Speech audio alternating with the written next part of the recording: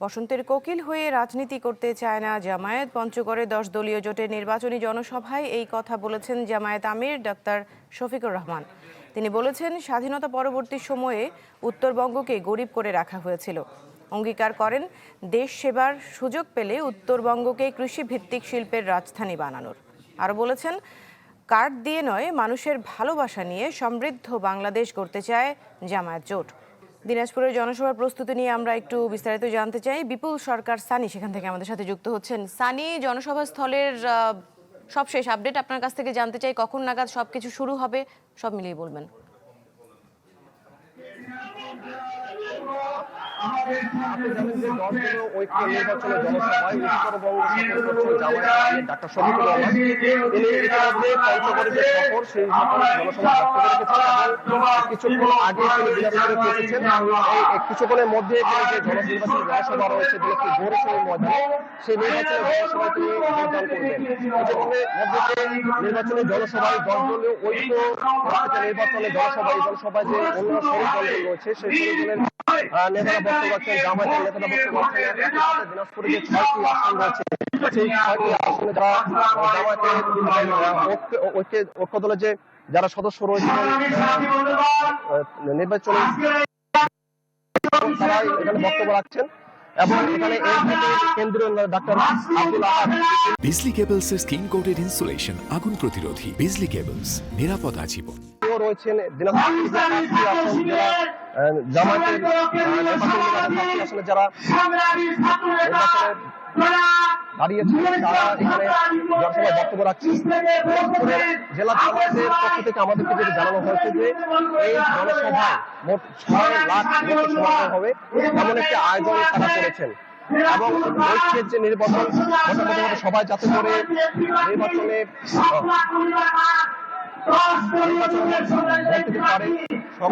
ভোটাধিকার প্রয়োগ করতে পারে, সেই মেসেজটি তাদেরকে দেওয়া হচ্ছে। ইতিমধ্যে এখানে বক্তব্য রাখছেন দিনাজপুরের জেলা জামায়াতের আমির। এখন বক্তব্য রাখছেন দিনাজপুরের যে 5 আসন যেটি ছেড়ে দেওয়া হয়েছে, জামায়াতের পক্ষ থেকে ছেড়ে দেওয়া হয়েছে, এবং এনসিপির প্রার্থী ডাক্তার আব্দুল আহাদ তিনি বক্তব্য রাখছেন। এখানে আজকে যে অনুষ্ঠান, সেই অনুষ্ঠানে বক্তব্য রাখবেন সহকারী জেনারেল সেক্রেটারি জেনারেল বাংলাদেশ জামায়াতে ইসলামের মাওলানা আব্দুল হালিম। এর সাথে বক্তব্য রাখবেন কেন্দ্রীয় সভাপতি ইসলামী নুরুল ইসলাম সাদ্দাম, জাতীয় নাগরিক পার্টি এনসিপির সার্জিস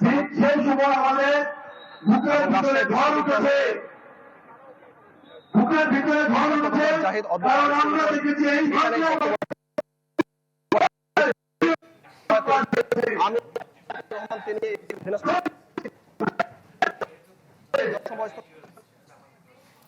বিপুল সরকার সানি, ধন্যবাদ আপনাকে আমাদের সাথে যুক্ত হওয়ার জন্য। পরবর্তীতে আবারও যোগাযোগ করা হবে আপনার সাথে। এবার যাচ্ছি 10 দলীয় জোটের নির্বাচনী প্রচারের আরও খবর আমরা জানবো। ঠাকুরগাঁও থেকে যুক্ত হচ্ছেন রমিজ হুসাইন।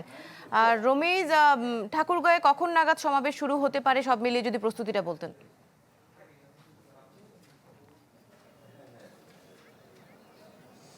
দৃষ্টি 4টার দিকে, বিকাল 4টার দিকে এখানে বাংলাদেশ জামাত ইসলামী যিনি আমির রয়েছেন, তার এখানে প্রধান অতিথি হিসেবে উপস্থিত থাকার কথা রয়েছে। এবং এছাড়া এই যে 10 দলীয় যে জোটটি রয়েছে, বিশেষ করে এনসিপি, এছাড়া এবি পার্টি এবং আর যে সমস্ত যেই 10টি দল রয়েছে, তাদের শীর্ষ নেতারা এখানে উপস্থিত হবেন।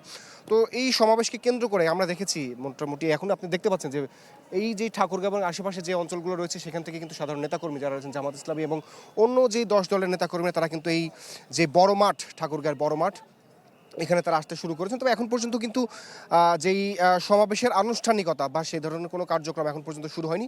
আর যেহেতু এখনও জুম্মার নামাজ শেষ হয়নি, হয়তো জুম্মার নামাজের পরে এখানে যারা নেতৃত্বস্থানীয় না, যারা আসলে এই যেই ঠাকুরগাঁওয়ের বা এই আশেপাশে যে অঞ্চলটি রয়েছে, সেই অঞ্চলে যারা স্থানীয় পর্যায়ে যারা নেতারা রয়েছেন, তারা এখানে বক্তব্য রাখবেন। এবং এর পরবর্তীতেই যখন জামাত আমির আসবেন, তিনি এখানে এসে মূলত সামনে ত্রয়োদশ জাতীয় সংসদ নির্বাচনটি সামনে রেখে এই অঞ্চলের মানুষকে কেন্দ্র করে বা এই অঞ্চলের মানুষকে নিয়ে বাংলাদেশ জামাত ইসলামীর বা এবং যে 10 দলীয় যে জোটটি রয়েছে, তাদের কি ধরনের কর্মপরিকল্পনা রয়েছে, এই অঞ্চলকে ঘিরে তারা কীভাবেই সামনের ঠাকুরগাঁও এবং আশেপাশে অঞ্চলকে তারা সাজাবেন, এই ধরনের দিক নির্দেশনা তারা এখান থেকে দিবেন এবং নানা ধরনের ইশতেহার তিনি এখান থেকে ঘোষণা করবেন।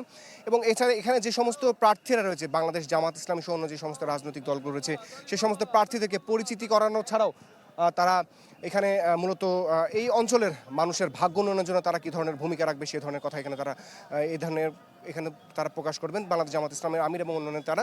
এছাড়া গণভোটকে কেন্দ্র করে তারা যাতে হা ভোটের সমর্থনে সাধারণ নেতাকর্মী যারা রয়েছেন তারা বিভিন্ন জায়গায় যাতে ছড়িয়ে যেয়ে তাদের হা ভোটের পক্ষে যাতে আনতে পারে এবং দাঁড়িপাল্লা বা অন্য যেই 10 দলীয় জোটের যে প্রতীকগুলো রয়েছে তার পক্ষে যাতে একটা গণজাগরণ সৃষ্টি করতে পারে সেই ধরনের দিক নির্দেশনা এখান থেকে দেবেন বাংলাদেশ জামাত ইসলামের আমির। এখন পর্যন্ত কিন্তু এই যেই জনসভাটির এটির কিন্তু এখন পর্যন্ত আনুষ্ঠানিকতা শুরু হয়নি। এমনি নিয়ে এর মধ্যে কিন্তু নেতাকর্মীরা আস্তে আস্তে এই যেই বড় মাঠটি রয়েছে ঠাকুরগাঁওয়ের সেখানে তারা আসতে শুরু করেছে। জামাত আমির পঞ্চগড় থেকে তিনি সেখানে নামাজ আদায় করে তার দিনাজপুরে একটি কর্মসূচি রয়েছে সেই জি রমিজ হোসেন, ধন্যবাদ আপনাকে। বিকেলে যখন সমাবেশ শুরু হবে আমরা অবশ্যই আপনার সাথে আবারও কথা বলবো।